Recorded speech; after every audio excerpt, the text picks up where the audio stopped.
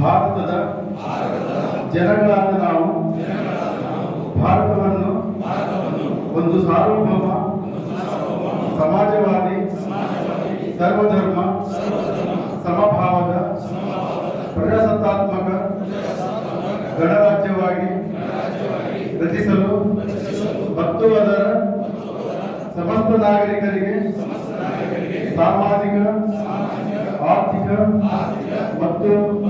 ರಾಜಕೀಯ ನ್ಯಾಯ ವಿಚಾರ ಅಭಿವ್ಯಕ್ತಿ ವಿಶ್ವಾಸ ಧರ್ಮಶ್ರದ್ಧೆ ಮತ್ತು ಉಪಾಸನಾ ಸ್ವಾತಂತ್ರ್ಯ ಸ್ಥಾನಮಾನ ಹಾಗೂ ಅವಕಾಶ ಸಮಾನತೆ ದೊರೆಯುವಂತೆ ಮಾಡಲು ಮತ್ತು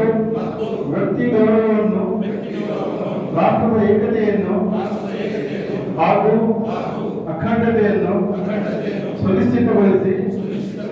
ಅದರಲ್ಲಿ ಭ್ರಾತೃಭಾವನೆಯನ್ನು ವೃತ್ತಿಗೊಳಿಸಲು ಶ್ರದ್ಧಾಪೂರ್ವಕ ಸಂಕಲ್ಪ ಮಾಡಿದವರಾಗಿ ನಮ್ಮ ಸಂವಿಧಾನ ಸಭೆಯಲ್ಲಿ 1949ನೇ ಇಸವಿ ನವೆಂಬರ್ ತಿಂಗಳ 26ನೇ ತಾರೀಖಾದ ಈ ದಿವಸ ಈ ಮೂಲಕ ಈ ಸಂವಿಧಾನವನ್ನು